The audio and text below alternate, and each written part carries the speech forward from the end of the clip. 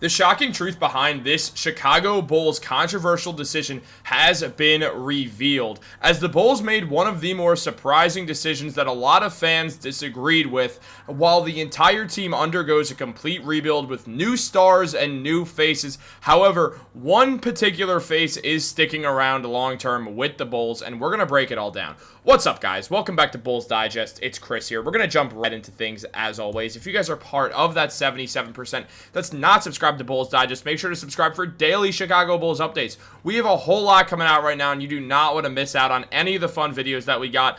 Make sure to have those post notifications on so you do not miss a single Chicago Bulls update, and let's jump into the video and talk about all of this.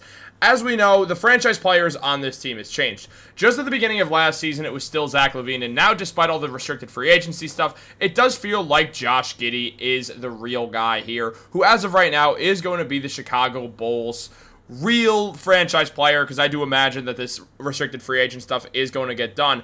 But Arturas Karnisovas made a very surprising move that not too many fans were expecting, and a good amount of Bulls fans were against, when he decided to keep around one particular face, and that face was none other than Billy Donovan. As we know, a little while back now, Billy Donovan did get extended by the Bulls to stick around for a while as the team's head coach. He is the third longest tenured head coach in the NBA now after the New York Knicks fired Tom Thibodeau, putting Donovan in the top three, with only Steve Kerr and Erik Spoelstra ahead of him as 2 and 1 on that list. And right now, where things stand, there's been a lot of questions, as Kerr has 4 rings to his name since becoming the Warriors head coach in 2014, and Erik Spoelstra has 2 to his name and 4 finals appearances since he became the Miami Heat head coach in 2008. Then there's Billy Donovan. Donovan has rarely made the playoffs with the Bulls, and there's been a lot of questioning to when Donovan's going to get fired. Time and time again, he has been the favorite to be the first coach fired during the NBA season, but now that is not the case, as Donovan is sticking around. And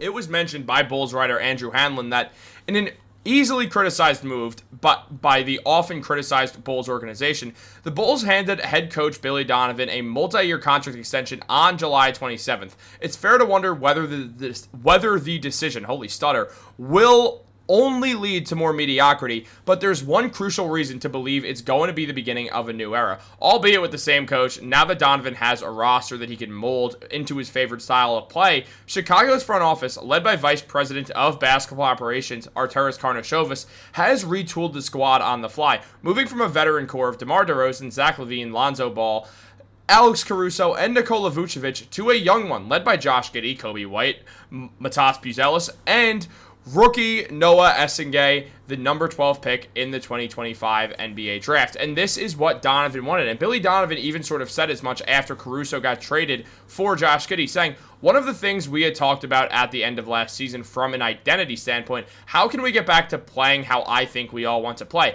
Alex Caruso is kind of a Swiss Army knife. Played point guard, 3-guard, power forward, and guarded the best guys in the league. But a lot of times we didn't necessarily have a pure point guard out there either. And I think that's where the Josh conversation came in. Certainly, with the way that we're trying to play this year, it's different from what it was last year. And Giddey came in and balled out for them, putting up 14.5 points per game, 8 rebounds, and 7 assists. He was one of the best players on the team, giving them a true point guard while shooting 46.5% from the field and 38% from 3, including 39% on the corner threes that he took.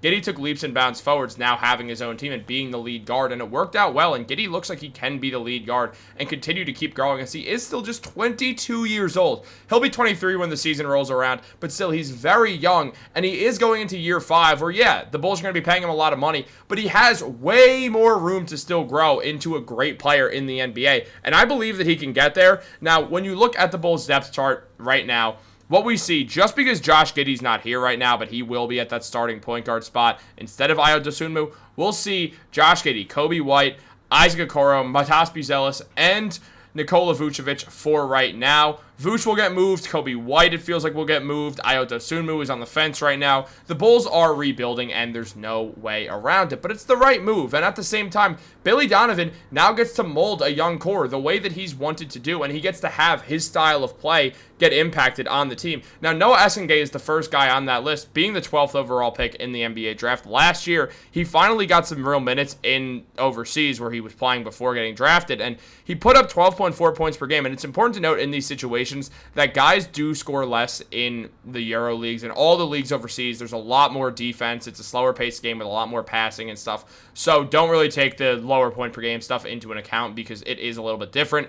But he also pulled down 5.3 rebounds and was a solid player just all around. Got 1.4 steals, 1 assist. He did a lot on the floor as a forward, going forwards for the team, and will continue to do so with the Chicago Bulls. I mean, yeah, the three-point shooting has not been good. He shot 29% from 3 last year, but he can definitely get that up. I do believe in him a lot. I do believe in Essengay a lot, and it's not going to happen overnight with Essengay. He's very young, but the point is not to be great next year. The point is to keep building on this young squad and become great down the line, and look, I think we could do that. We saw Essengay. When you think about Essengay in the Summer League, unfortunately, that dunk is the thought that pops into many people's heads. But when you just look at the raw numbers, he showed a lot of potential. He put up 13 points per game, 5 rebounds, also got over a steal per game, shot 42% from the field, and again, 29% from 3, nothing special, but at the same time, he does have that ability to really become a great player. Good defender, good scorer as well. There's a lot of stuff there to work with, and I think he'll fit well with Josh Giddey and Kobe White at that 3 spot when he eventually does start to play there, while also having Buzelis as the 4 for right now. But you could also use Buzelis as a 3 because I